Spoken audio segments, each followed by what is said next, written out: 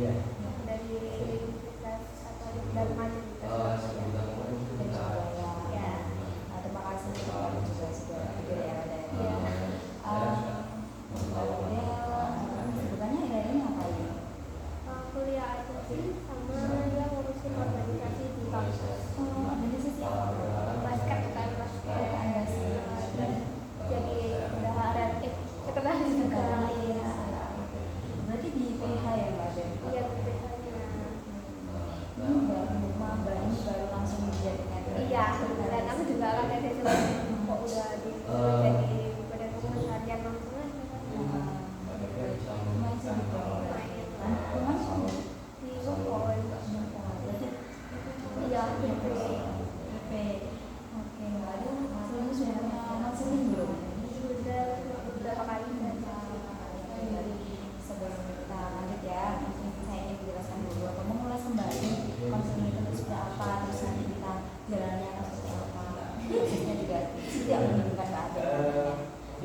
Jadi konseling kali ini saya di sini sebagai konselor dan fasilitator, dan nanti akan membantu Mbak Adel, Mbak Adel, kemudian kita akan berdiskusi bersama juga.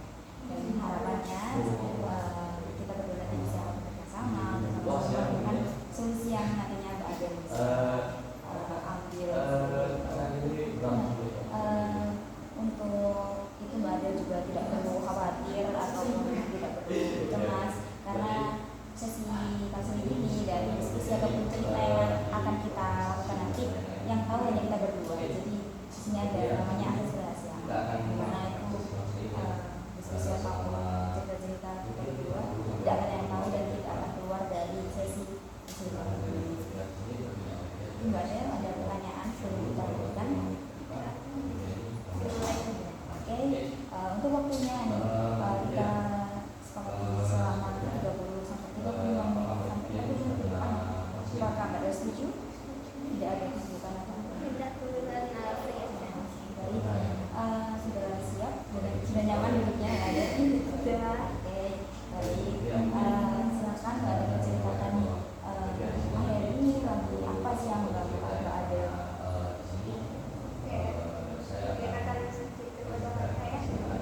Mungkin akhir-akhir ini merasa capek aja nih, kayak apa-apa sendiri, apa-apa sendiri, kayak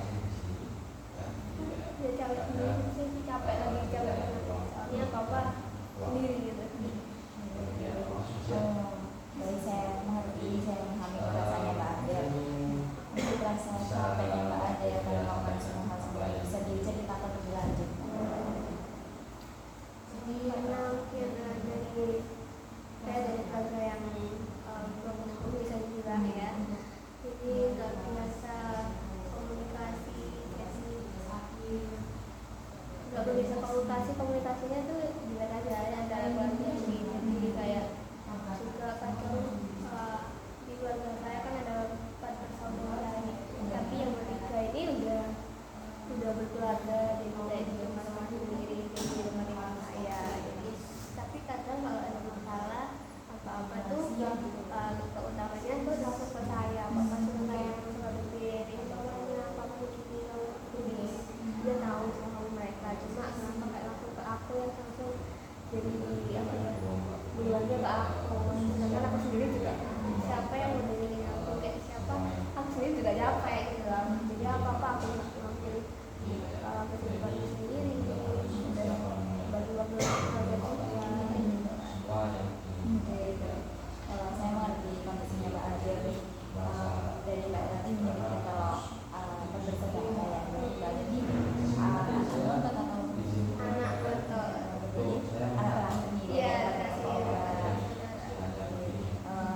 Jadi Mbak Adel masih di rumah dan didapatkan oleh mama dan bapak itu Mbak Adel. Oke, Mbak Adel, dari hal itu ketika Mbak Adel merasa capek atau melakukan sesuatu sendiri, pikirannya yang muncul ketika Mbak Adel merasa atau melakukan sesuatu yang seperti apa? sangat ini banget ya, berat banget ya, capek ya. Kok gini banget ya, kayak gimana ya, juga bingung banget gimana ya.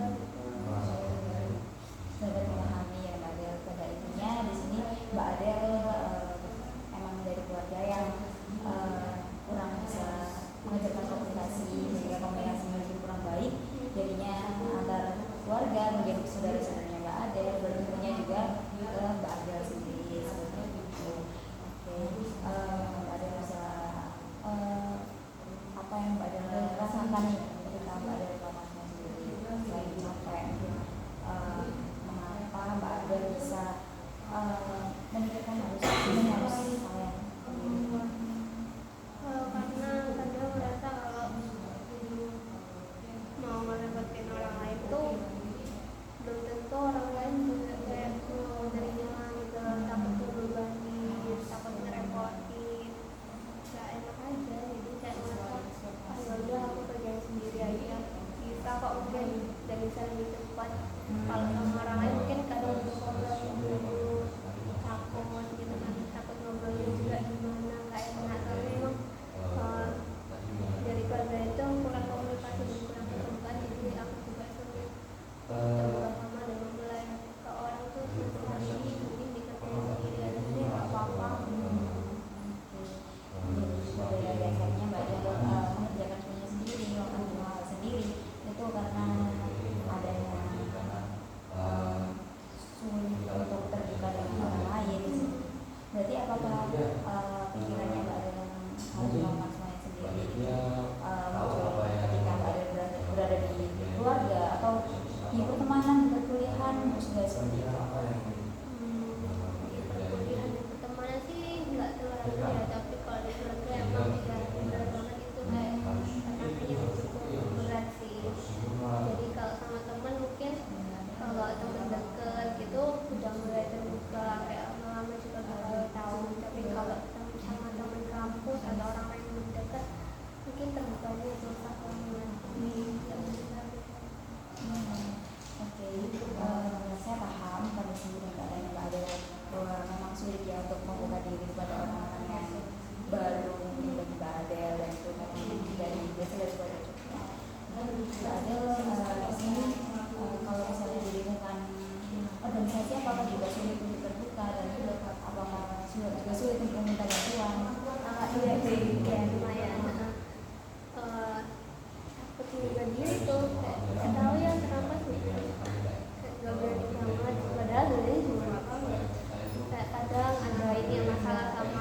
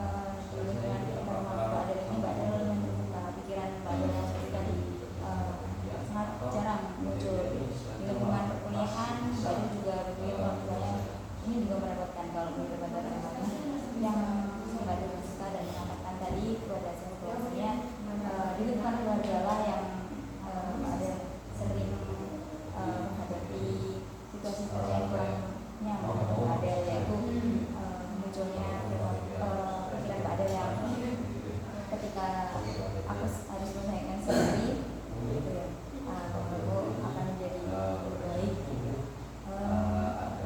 Mbak Adel pada pemilihan ini kan kita menggunakan CBT ya kan, di mana itu pikiran-pikiran yang Mbak Adel yang tadi Mbak Adel katakan itu berpengaruh pada pilihan Mbak Adel. Nah, tadi Mbak Adel mengatakan kalau di lingkungan keluarga Mbak Adel menyelesaikan semuanya diri, semua keluarga berkepentingan Mbak Adel itu berpengaruh ke pilihan Mbak Adel di organisasi, kemudian di pertemanan juga merasa kurang nyaman untuk saling minta bantuan. Tapi tentunya pikiran-pikiran Mbak Adel tadi tidak mengganggu di lingkungan pertemanannya Mbak Adel, tapi lebih sering hadir ketika berada di keluarga.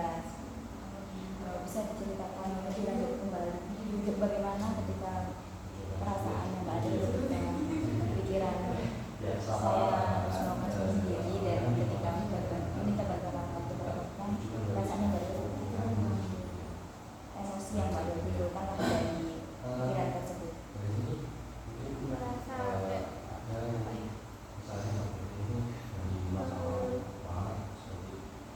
nggak apa-apa ya dilakukan sendiri, kayak orang lain belum mungkin bisa terima gitu loh sama keadaanku, ya aku juga belum tentu bisa untuk jelasin keadaanku gitu.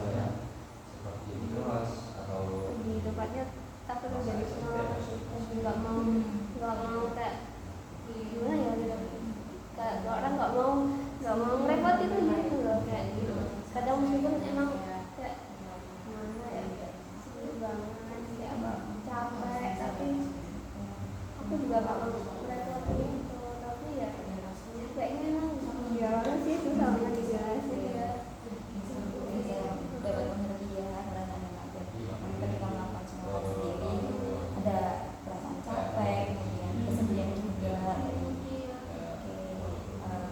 Dan ketika hal itu terjadi, ada nggak hal kayak misalnya pada gemetar ataupun deg-degan?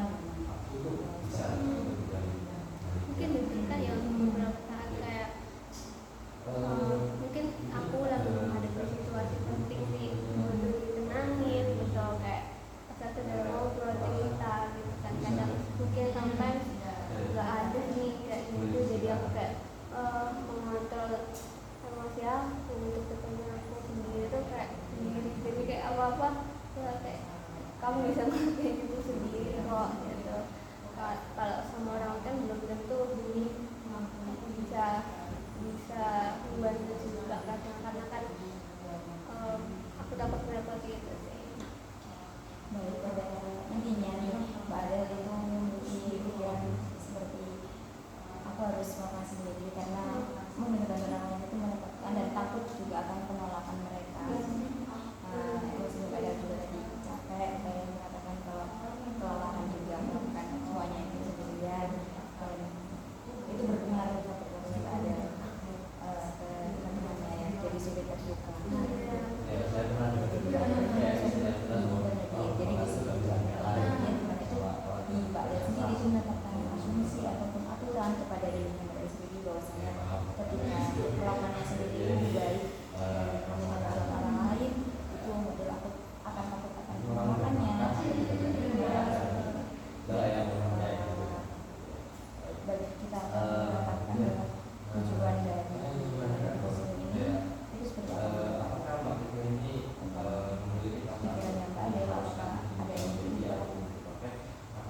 Mungkin pemikiran tentang minta tolong itu nggak ngerepotin, mungkin itu sih yang cukup dibuka, sama mungkin saya nggak takut minta tolong kamu Ya, bagus sekali Mbak Adel mengatakan bahwasanya di sini akhirnya Mbak Adel ingin mengubah untuk tidak lagi sungkan dalam minta tolong, kemudian tidak merasa bahwa sendirian terus dan itu melelahkan untuk Mbak Adel tersebut. Oke, Mbak Adel, kenapa Mbak Adel harus merasa takut minta tolong kepada orang lain?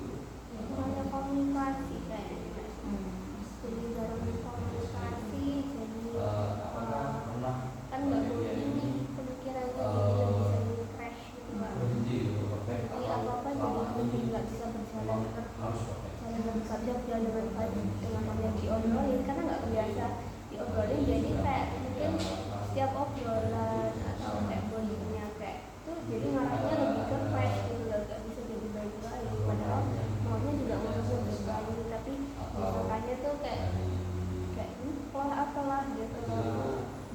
udah merasa efeknya. Jadi ya udah lebih baik gak usah diobrolin deh gitu. Ketika Mbak Adel tidak mengobrolkan hal itu, apakah nanti akibatnya jadi parah atau malah membuat Mbak Adel lebih nyaman? Parah sih. Jadi makanya merubah aku jadi orang yang gak terbuka dan gak biasa ngobrolin sama yang perasaan aku alami sih. Sampai sekarang masih banyak yang Jadi hal yang Mbak Adel lakukan tidak bisa dijelaskan, dan itu juga bisa berpengaruh ke komunikasi dengan lingkungan lainnya ya. Jadi itu suatu komunikasi dan membuat Mbak Adel takut sendiri. Kenapa Mbak Adel tidak mencoba komunikasi sama orang lain ketika mendengarnya Mbak Adel, ketika Mbak Adel membutuhkan bantuan mereka, daripada mengandalkan dirinya Mbak Adel ketika Mbak Adel merasa kewalahan sendiri? Aku takut mereka juga punya masalah kalau sendiri. misalnya nggak aman bilang Kalau tak tambah dengan masalah itu iya ya gimana? ya sudah bagaimana oke. Apakah ada bukti yang membuat Mbak Adel itu Setelah kita mereka belum berbicara dan berbicara merasakan atau malah tidak hal lain mendengar? Apakah ada bukti yang itu pernah terjadi? dia ini rasakan Kadang mungkin aku lihat dari medsosnya mungkin ya, atau iya sih medsosnya biasanya dia kayak atau nggak aktif WA nggak lama gitu, kayak dia kayaknya lagi capek banget nih hidupnya, lagi banyak masalah juga. Jadi aku kayak nggak berani cerita ke dia, kayak dengan nggak langsung kayak jadi aku berusaha untuk ngerti mungkin dia lagi butuh dengan dirinya sendiri dengan masalahnya. Jadi ya aku juga dengan masalah sendiri, dia aku hidup sendiri. Pada saat Mbak Adel merasa bahwasanya Mbak Adel sendiri melakukan sendiri, mungkin ada yang mensupport Mbak Adel atau menanyakan ketika Mbak Adel merasa ada masalah. Ini teman-teman terdekat biasanya kan tahu, atau mungkin yang ada sih yang kayak aku sering cerita terus pada berkata tapi nggak terlalu terbuka itu, dia langsung tahu gitu, terus nanya-nanya support, terus kan kayak ternyata hal kecil kayak support itu melegakan sih, kayak aku jadi oh ternyata aku gak sendiri ya, ternyata aku masih punya teman yang mungkin aku lebih hidup aja gitu, tanpa gak mau semangat sendiri gitu. Nah misalkan sama ini kayaknya sama diri sendiri banget nih, apa diri sendiri banget nih, apa sendiri gitu. Oke, pada intinya Mbak Adel mengatakan kalau misalnya di lingkungan keluarga pada jalan komunikasi yang di lingkungan kamu juga sulit untuk melakukan komunikasi. Tentunya di lingkungan pertemanan terdekatnya Mbak Adel itu bisa membantu Mbak Adel merasa lebih terbuka, merasa lebih nyaman dan ada teman, bukan diri Mbak Adel sendiri yang ternyata bisa dianggap.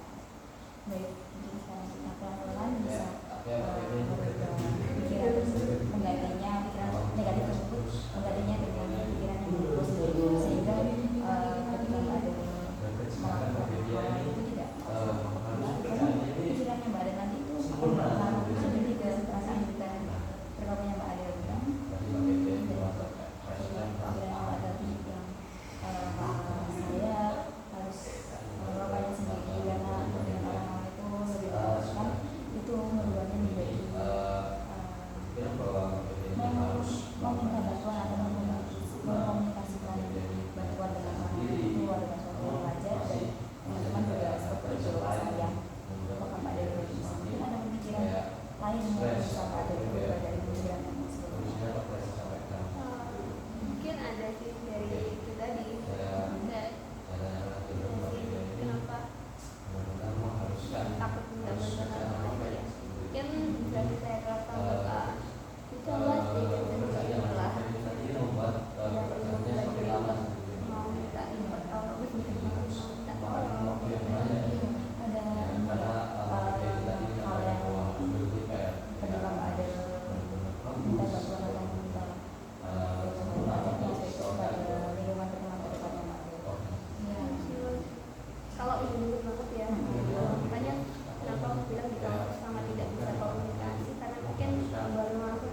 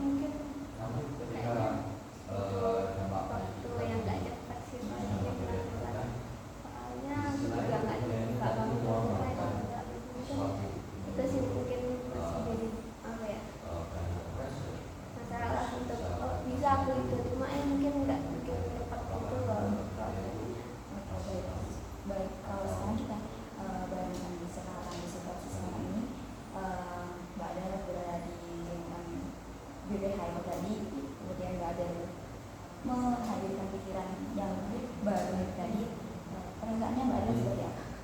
Dia ini bahwa itu Kayaknya bakal pilihannya bakal komunikasinya lebih berjalan baik, kerjasamanya juga bakal berjalan baik, jadi nggak ada miskom, jadi bisa berharap bisa follow up ke ketua sama-sama, semuanya bisa berjalan dengan baik sih, jadinya nggak kayak sendiri gitu. Mungkin bisa organisasi di proyek-proyek di UKM bisa lebih bagus aja kayaknya.